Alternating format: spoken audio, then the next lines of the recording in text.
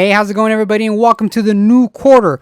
I'm going to make this video short, quick, and easy, straight to the point, answering all your guys' questions because I know there's lots of questions, and this video is going to answer it. I'm going to make it quick because I already know you youngins, your guys' attention span is pretty short, all right? This is why movies make short scenes, is because they know if they make a scene a little too long with too much talking or something, or the same screen position, y'all are going to check out. It's going to be the same thing here. We're going to make this quick. We're going to make this fun. We're going to make it rapid. Let's do this. So the first thing I want to go over is the learning aspect of the quarter, all right? How the learning process is going to work. We do all of our learning on Canvas. Now, you were probably already given your student ID number and your password. You're probably already watching this in Canvas, so you're good there. You already have access into Canvas. For those of you that don't, it's easy. Just reach out to either Allie. Most likely it's going to be me. We give you your student ID number. We give you your password. You go into RTC's Canvas login page and you log in. And what you're going to see once you log in is this. It's our class. Now, the way the learning works is this. If you go to modules, we have all of our subjects here. The 4 GED subjects: language arts, social studies, math, and science, all right? The way the learning works is simple. For each lesson, there's a video and then a worksheet on that video. Now, these videos I created for y'all, all right? It's customized, just like this video here. So if we look at, let's say, mean, medium, mode, and range right here, you click on it, it's a video that you should watch, okay? And it's me explaining the lesson of mean, medium, mode, and range. Then you practice your skills of what you learned by going next and then downloading the worksheet and then submitting the worksheets. And then I grade it. And then if you mess up really bad, I have to correct you on some stuff. If you do good, then you move on. Easy peasy, lemon squeezy. Is that easy, right? Now, a little FYI, a little side tangent. The first thing you really should do is, if you go back to modules and you look at this first section, you should look at the very first video, how to submit worksheets. I really do want you to watch that because you need to make sure you submit worksheets correctly. Don't submit blank worksheets because then I'm going to give you a 0 and then you're going to be mad being like, well, I submitted it, blah, blah, blah. No. Please watch the video on how to submit worksheets. If in case you do not like videos, and chances are a lot of you don't like videos, which is totally understandable. Here's the thing. You can meet with me one-on-one, not in person, via Zoom. Yeah, it's a little video chat thing, right? Where I could share my screen, this and that, and I could show lessons for you. It's like one-on-one tutoring whenever you want. If you want to meet daily, if you want to meet once a week, we're just going to have to set up a time and day to see whether no other students book that time and day, this and that. Just a little bit of appointment thing that we need to do. But other than that, we could actually meet one-on-one via Zoom session. The way we do that is, if we go back to Canvas, on the side tabs here, you'll see a little Zoom meeting here. Again, once we set up a time and day of when you'd like to meet, via either you call me or text me, are you free at this day, whatever, Neil?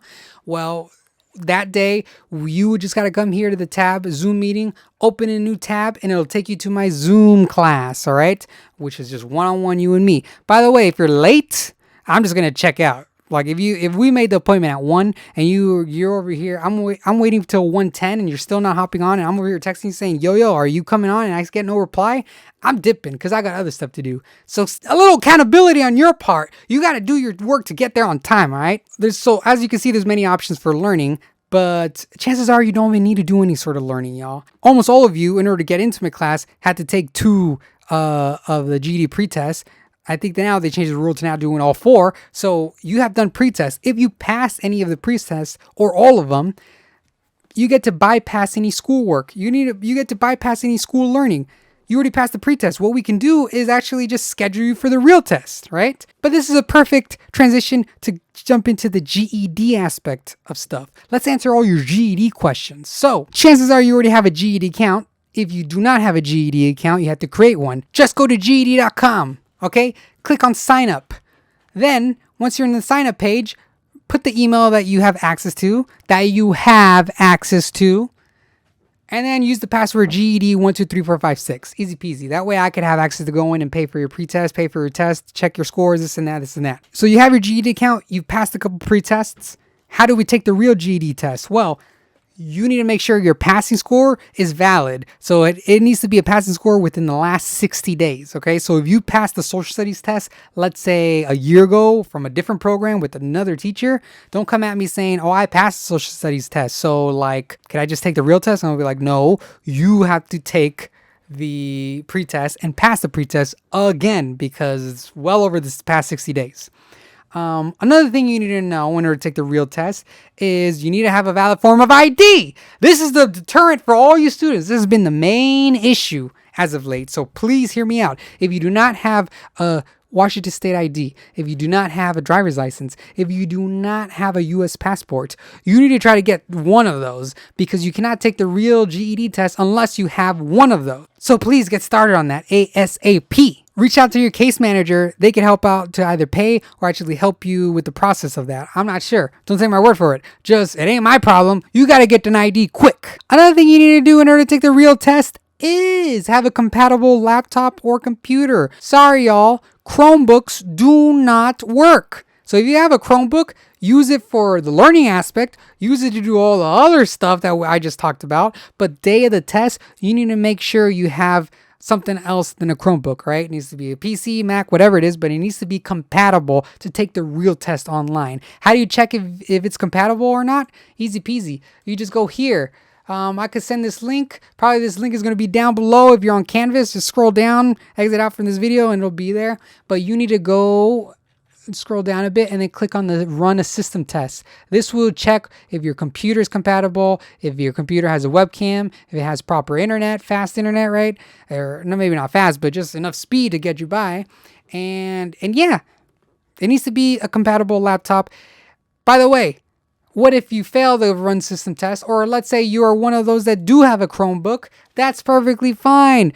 You are a student of USource now. All right, you have case managers that can hook you up with a borrowed laptop. So please reach out to your case manager so they could give you, or not give you, but lend you a laptop. So please reach out to them. Do not click away from the video just yet. All right, I'm almost done. I promise you. It's just one last little thing. Communication. So you need to stay in constant communication with me and your case managers. Weekly communications to be exact. You can find my number and email all throughout Canvas. You have all my communication right here. Email, phone number, all this and all that. My availability, everything is there. I don't want to hear no excuses that you can't reach me, okay? And for those of you that are saying that you have reached out to me and I haven't responded, it's because I don't answer in the weekends. And my schedule is from 9 to 3:30. So if you message me on Friday at 5 p.m., you ain't going to hear from me until Monday at 9 a.m. Probably even later within that day because I'm probably reaching out to multiple students that have contacted me during the weekend, right?